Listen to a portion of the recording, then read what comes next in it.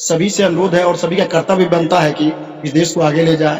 कि आज हम लोगों का भारत का अमृत महोत्सव उत्सव चल रहा है। कई स्वतंत्रता सेनानियों के शहादत के बाद 15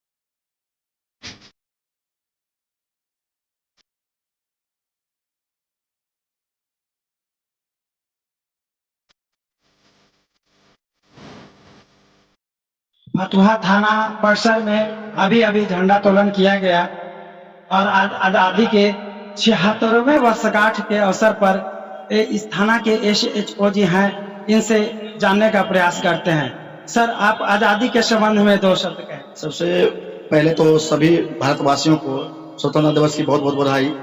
और इस पावन पर्व के अवसर पर सभी लोग अच्छे से रहें, भाईचारा बना कर रहें और सुख की कामना हम लोग करते हैं कि सभी व्यक्ति सुखी से रहें। किसी प्रकार का कोई दंगा फसाद अन्य चीजों पर ध्यान ना देते हुए सभी अच्छे से रहें, आगे बढ़ें और देश को भी आगे बढ़ाइए। ये देश युवाओं का देश है, बुजुर्गों का देश है, बच्चों का देश है, महिलाओं का है। तो सभी से अनुरोध है और सभी का कर्तव्य बनता है कि इस देश को आगे ले जाए और देश किसी तरह से खंडित ना हो, किसी प्रकार का यहाँ व्यवस्था ना हो, किसी तरह का यहाँ उन्माद ना फैले। उस चीज पर ध्यान देते हुए देश को आगे बढ़ाने का कर्तव्य सारे नागरिकों का होना चाहिए।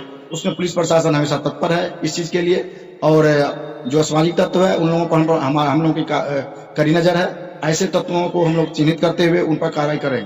किसी भी तरह का कोई देश को बांटने की कोशिश करेगा, किसी तरह का कोई अगर मर्यादित चीज का प्रयोग करता है तो उसके लिए हम लोग तत्पर है, तैयार है। आप देख सकते हैं ये फतुहा शहर का राजकृत व्यापार मंडल सह कन्या उच्च विद्यालय का परिसर है और यहाँ पर देश की बच्चियां जो विद्यालय के अंदर कार्यक्रम का संचालन किया जा रहा है, यहाँ चलकर देखते हैं। यहाँ पे आज आजादी के अमृत महोत्सव में जितने भी लोग हैं, कार्यालय परिसर से हैं और बच्चियां हैं, सब लोगों में एक अलग तरह का उत्साह है और एक छोटा मोटा कार्यक्रम रखा गया है। इन प्यारी बच्चियों को देख सकते हैं। भारत माता की जय, भारत माता की जय, भारत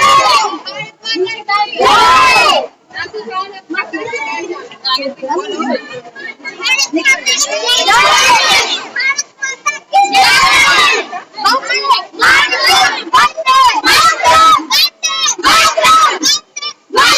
आइए विद्यालय के जो प्राचार्य महोदय हैं, इनसे हम आपको मिलाने का प्रयास करते हैं। मैम, आज आजादी के महान पर्व के अवसर पर और जगहों की अपेक्षा हमने देखा कि आपके विद्यालय में जो कार्यक्रम किया जा रहा है और लोगों के बीच में और खास करके जो इस विद्यालय परिसर के स्टूडेंट हैं, उन लोगों में काफी जोश उमंग और देखा जा रहा है। और आप अपने स्तर से और भी जो देश के हमारे स्टूडेंट हैं, इस आजादी के महान पर्व में उनको 2 शब्द कुछ बतलाने का। मैं कहना चाहूंगी कि आज हम लोगों का भारत का अमृत महोत्सव उत्सव चल रहा है, तो इस अवसर पर चाहेंगे कि बच्चे और उत्साह से उमंग से भाग लें और अपने देश के कार्यक्रम को सफल बनाएं।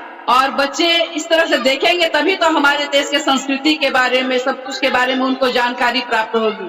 तो हम चाहेंगे कि सभी बच्चे अब बढ़ चढ़ करके इस कार्यक्रम में भाग लें और हमारे यहाँ बच्चे ले रहे हैं। प्रभारी मनोज कुमार जी हैं। सर, आप इस संबंध में आज के समय में कुछ। आजादी के 75 साल बाद आज हम लोग स्वतंत्रता दिवस के अवसर पर अमृत महोत्सव मना रहे हैं। कई स्वतंत्रता सेनानियों के शहादत के बाद 15 अगस्त 1947 को हमारा देश आजाद हुआ।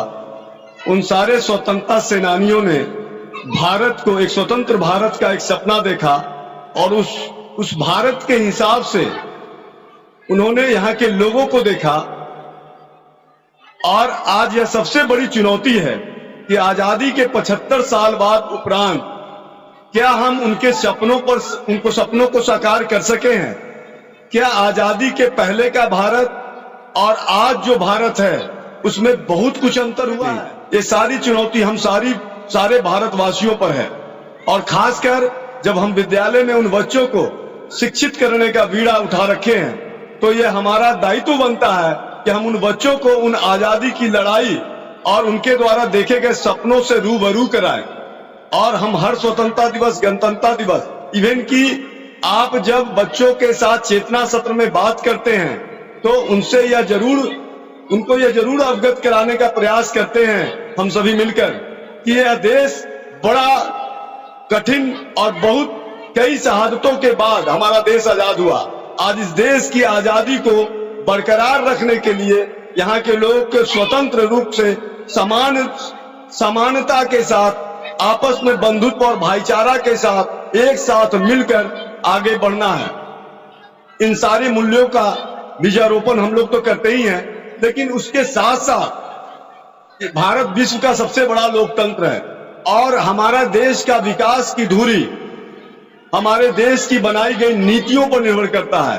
अगर हम अपने देश के लिए, अपने देश के लोगों के लिए, अपने देश के विकास के लिए ऐसी नीतियां जो संविधान सम्मत हो अगर बनाएंगे, जिसमें सबको शिक्षा बराबरी के साथ दी जा सके, क्योंकि शिक्षा ही वो एक धुरी है जिससे वो अपने देश को समझ सकेगा, अपने देश के राष्ट्रीयता को समझ सकेगा और अपने देश की राष्ट्रीयता के लिए मर मिटने के लिए तैयार होगा।